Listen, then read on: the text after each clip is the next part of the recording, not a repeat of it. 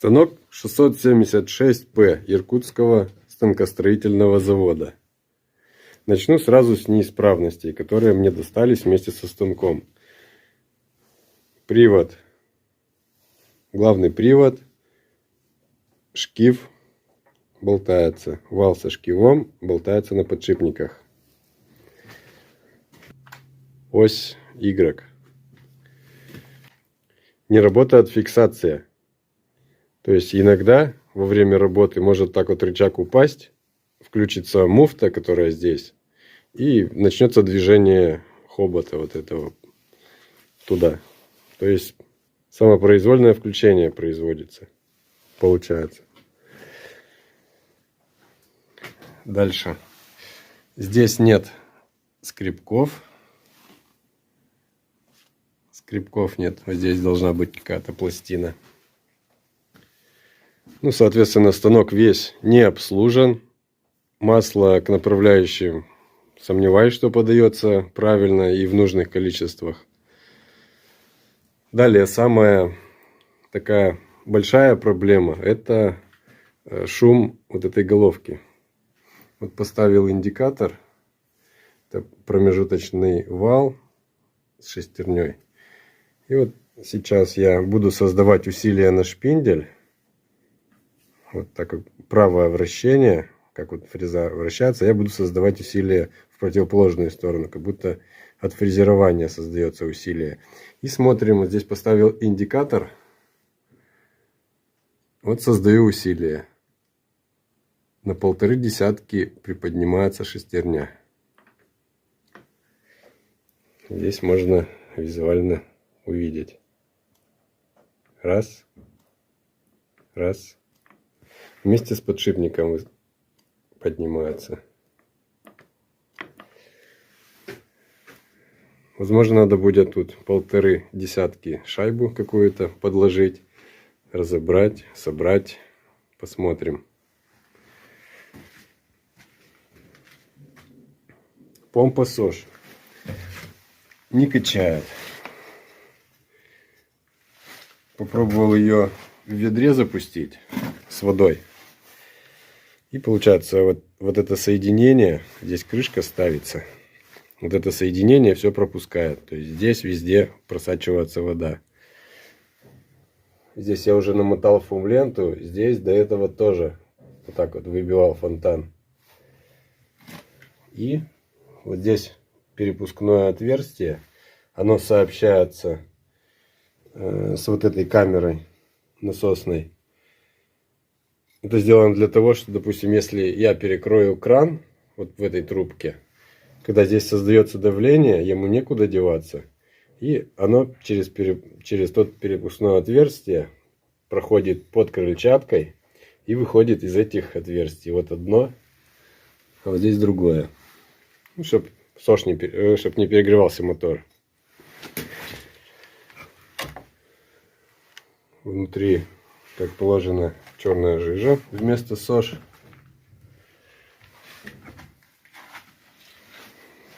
И один еще немаловажный минус. Это масляный насос.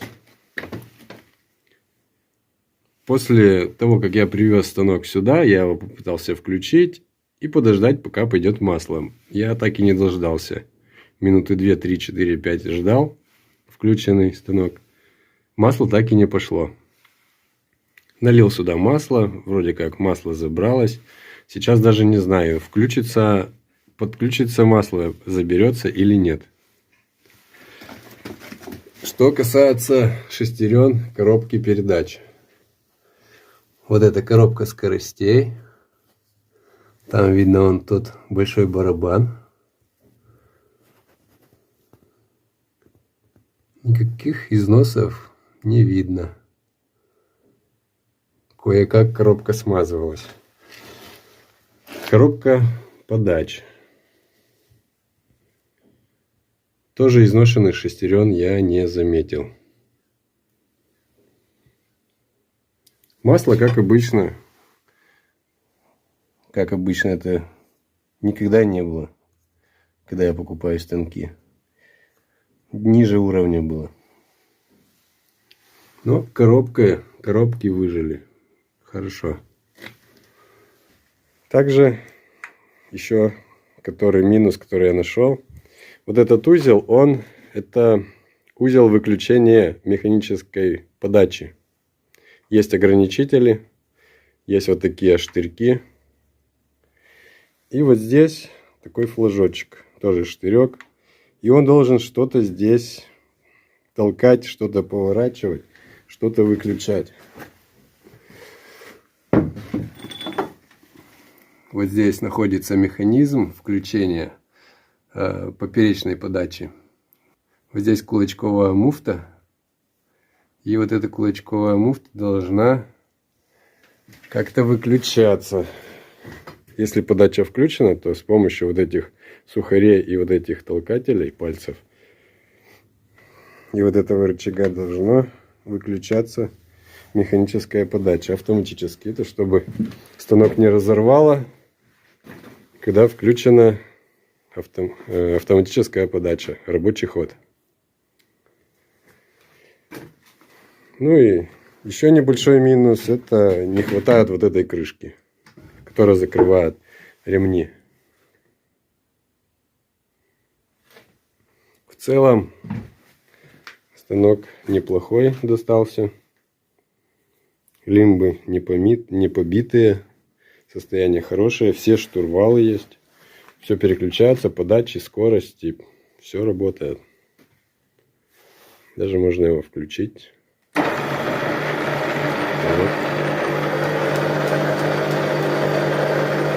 Станок очень тихий, но когда стоит минимальные обороты стоят, тогда он вообще тихий. Сейчас вообще идеально.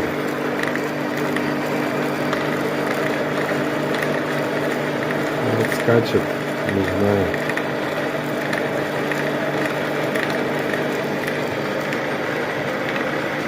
Если включить побольше оборотов, оборотов 640.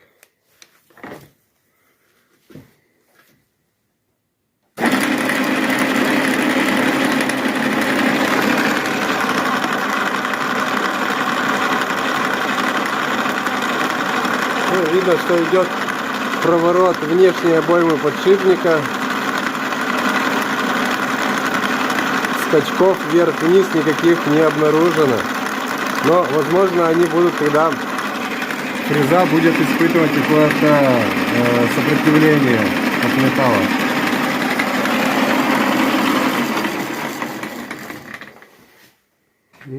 В целом, вот такая ситуация с этим станком. Станок живой. Только произвести его мойку, ревизию направляющих, везде помазать, винты помыть, почистить. И можно работать. Тиски с этим станком мне достались. Какие-то неплохие тиски.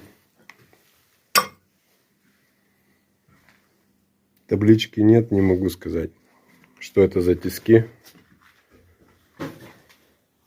Чье производство. Но тиски хорошие. Болтанки, подвижной губки вообще никакой нет. Деталь при зажиме поднимает совсем немного. Достаточно чуть-чуть осадить деталь. И нижняя параллелька уже не шатается. Здесь вот такая накатка, чтобы быстро отводить.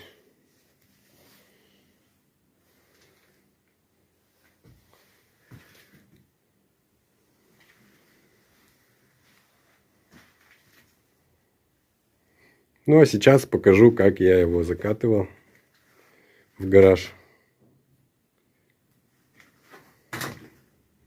Это один из способов, как закатывать станки в гараж одним человеком.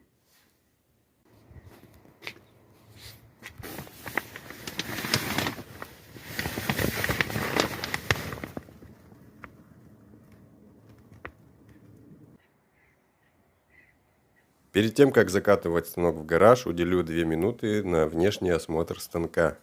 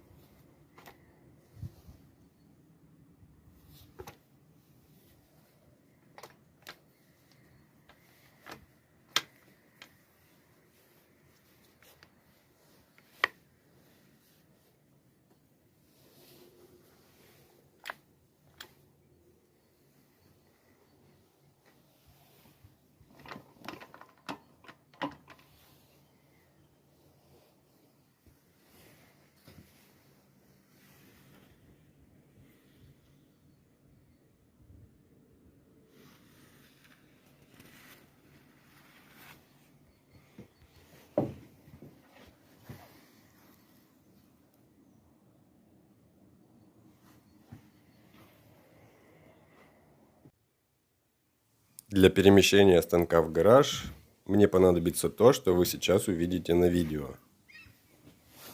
Под станок подвел две доски 50-ки.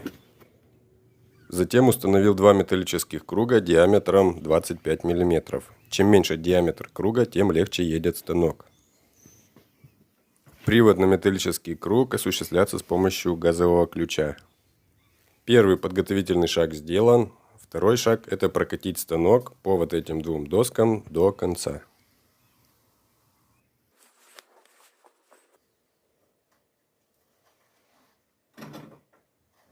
Как видно, первый круг имеет плохой зацеп, значит, нужно переходить на вращение второго круга.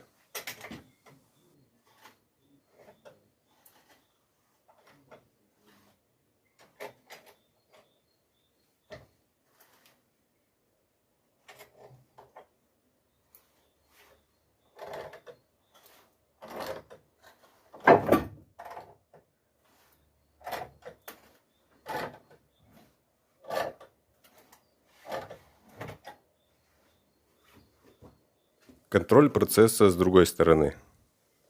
Все нормально.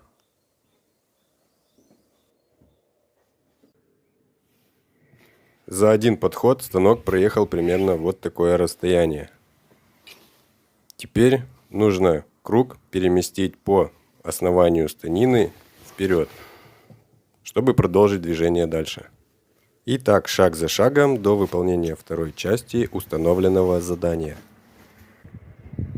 Половина пути пройдена, и теперь время выполнять третью финишную часть по перемещению станка в гараж. Снова передвинул доски, и по этим рельсам нужно переместить станок ближе к середине гаража. И сразу после этого проверю работоспособность системы СОЖ станка и запущу первую деталь в работу. Пущу первую стружку. Загерметизировал корпус помпы. При подключении помпы необходимо проконтролировать, чтобы вращение было вот в эту сторону. И смысл такой, чтобы при вращении лепестки выгоняли жидкость из середины наружу. Там можно разобраться достаточно легко. Все.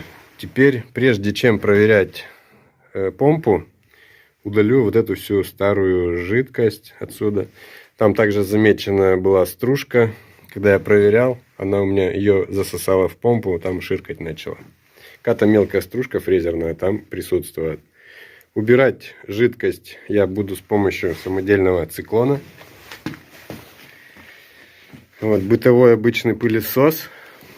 Сколько он тут? 1600 ватт. Вот такое ведро. Это ведро из-под пищевой краски. Чем оно хорошо? У него есть вот такая застежка. Крышка отстегивается с помощью вот этого хомута. Так, это у нас получается вакуум идет отсюда по вот этому шлангу и попадает в середину крышки. Ну а дальше разрежение уже идет непосредственно на рабочий шланг, который у нас засасывает все, что нам нужно. В основном я ее делал для мелкой стружки из-под фрезерного, но также неплохо работает и с жидкостями. То есть вся жидкость остается в ведре, в пылесос абсолютно ничего не попадает. Единственный минус этого циклона – очень мелкую пыль он не улавливает. То есть она достаточно легко попадает в пылесос. Если, допустим, вот бетонные полы пылесосить, вся вот эта пыль, она забивает пылесос. Что-то крупные частицы, он справляется отлично. Ну а теперь что внутри? Отстегивается такой хомут, спускается вниз. Крышка поднимается. Ну и вот я здесь уже опустошил внутри. А снизу, ну, все достаточно просто. Внутренний, центральный патрубок у нас должен находиться ниже уровня вот этого второго патрубка. Так, по конструкции, по изготовлению, это обычные сантехнические уголки. Это, по-моему, 50 размер, не помню. Ну, разберетесь, если будете делать. Вот. И некоторые вырезают в этой крышке просто корончатым сверлом отверстие 40 миллиметров. Ну, или 50, у кого как. И вставляют сюда патрубки. Здесь, может, герметизируют, но они имеют такое свойство шататься на этой крышке. У меня не было корончатого сверла, и это мне сыграло очень большую пользу. И сейчас покажу, как и почему. Оказалось, все так элементарно и удачно. Нарисовал круг по диаметру моего патрубка. Далее просто болгаркой сделал такие прорезы и выгнул эти лепестки вот таким образом.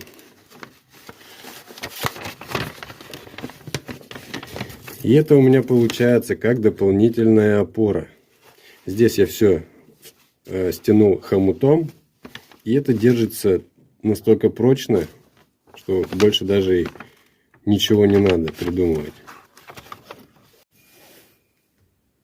Вот здесь хорошо видно вот эти зубчики. И хомут притягивает эти зубчики к поверхности патрубка. И все держится очень-очень крепко. Вот такая классная конструкция у меня получилась. По причине того, что у меня не было корончатого сверла.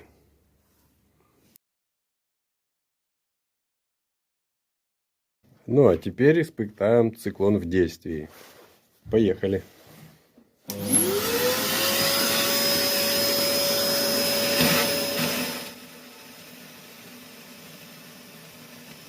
Можно просто воткнуть шланг на глубину самой емкости и сразу снизу засасывать всю жидкость. Но я так не делаю. Для начала я максимально пытаюсь убрать с поверхности воды масляную пленку. Таким образом, в отдаленных участках емкости будет гораздо меньше маслянистых загрязнений.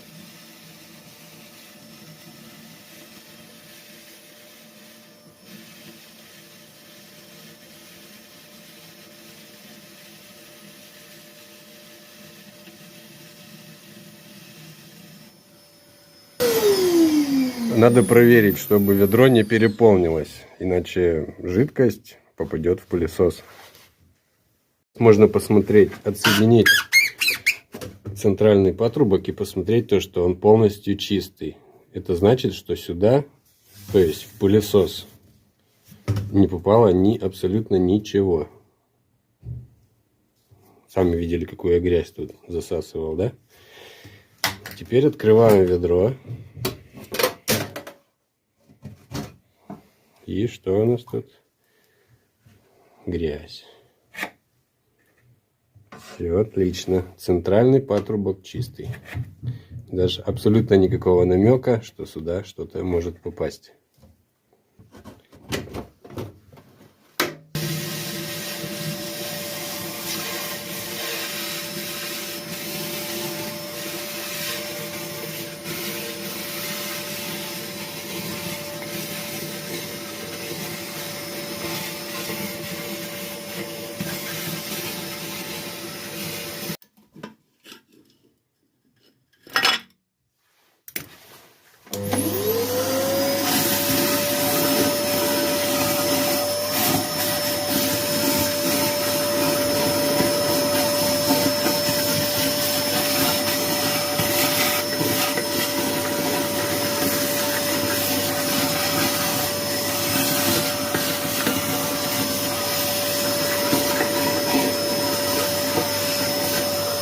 Ну вот и все, буквально каких-то 5 минут, сами видели. Все, никакой грязи внутри нет. Так бы для идеала, конечно, надо навести какое-то моющее средство, зарядить его туда и погонять с помпой туда-сюда, чтобы отмыть. Там достаточно много ила было, как я заметил.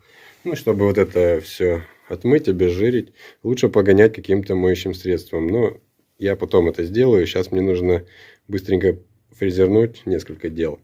Поэтому наведу сейчас СОЖ и залью, протестирую, как у меня тут работает моя помпа.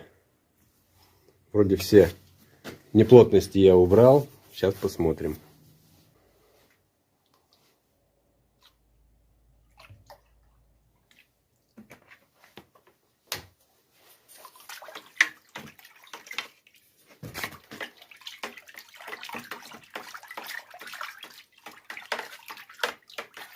Получается вот такое молочко,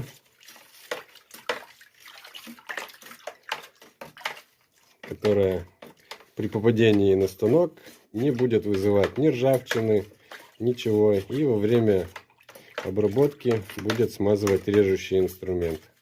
И, соответственно, также охлаждать его.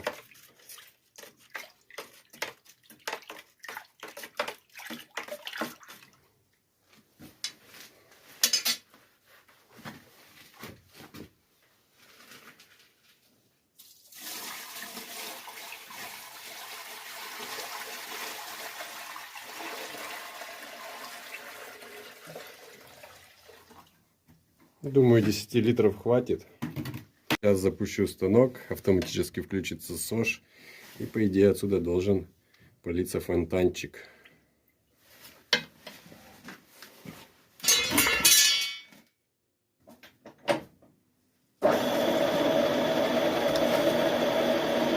СОЖ. Вот уже какие-то намеки есть. Кран закрыт, открываю.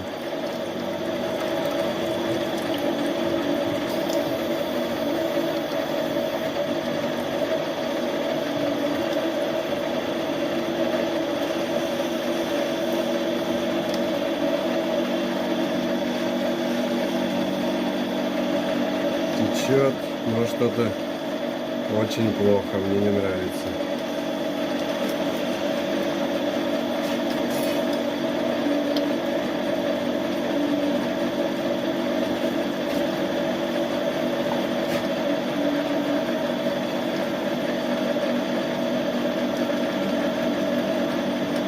Очень плохо.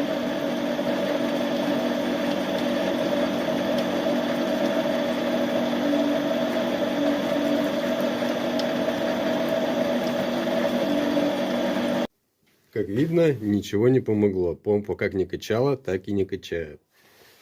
Сейчас добавлю немного СОЖ. Вряд ли это поможет делу. Но все же. Сейчас буду искать неисправность. Сейчас покажу, как из байпасного канала выбивает давление. Возможно, какие-то проблемы с трубкой. Может быть, стружка попала вот в эту трубку, которая в шланг. И вот эта трубка не дает выходу уже здесь. И, соответственно, там давление создается в помпе, но через байпасный канал оно уходит. Сейчас попробую открутить ту трубку. Вот включил помпу. Сейчас приподниму ее. Вот видно там какое-то такое бурление. Вот спустил. Вот видно, что там из отверстия очень хорошо хлещет СОЖ. Предполагаю, что где-то есть пробка. И просто СОЖ никак не может пройти здесь. Сейчас посмотрим. Так, ну что, друзья, сейчас скину вот эту трубку.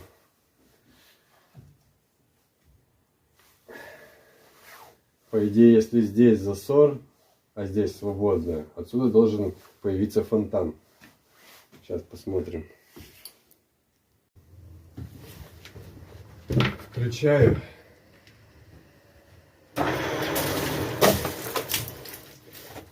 Так, работает. Работает. Отлично. Это уже хороший знак. Теперь, значит, надо посмотреть, что там в кранике. Шланг пропускает, нет. Может быть, в кранике застряла стружка. Все элементарно, как оказалось. Не думаю, что в шланге может что-то застрять. Сечение достаточно большое, а вот в кранике возможно. Ну, действительно. Да, стружка. Для промывки подключу к выходу обратную сторону краника, то есть сопла. Таким образом. И струя должна выгнать всю стружку.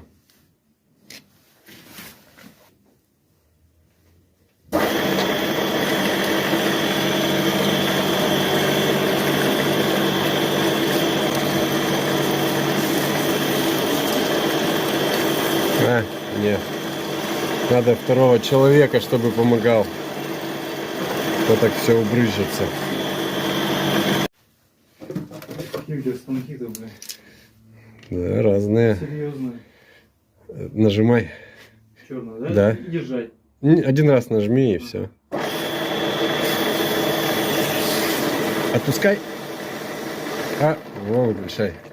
Погоди, сейчас кран открыт. Давай еще раз. Выключай. Что-то не хочет. Ладно, придется. Вот так вот открыт. Надо разбирать кран. Ладно. Ну все, готово. Краник на месте. Сош идет. Включаю. Открываю краник. Ой. Вот это максимальный. Вот это на максимальный напор. Все там. Там Сош уходит. Возвращается.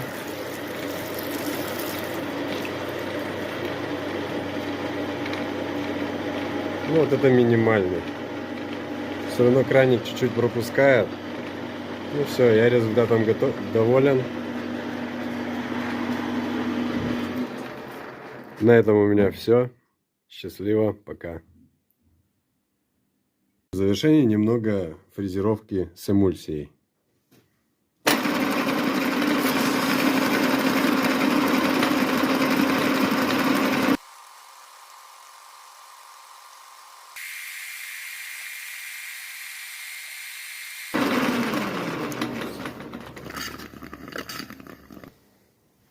Отлично. Так уже можно работать.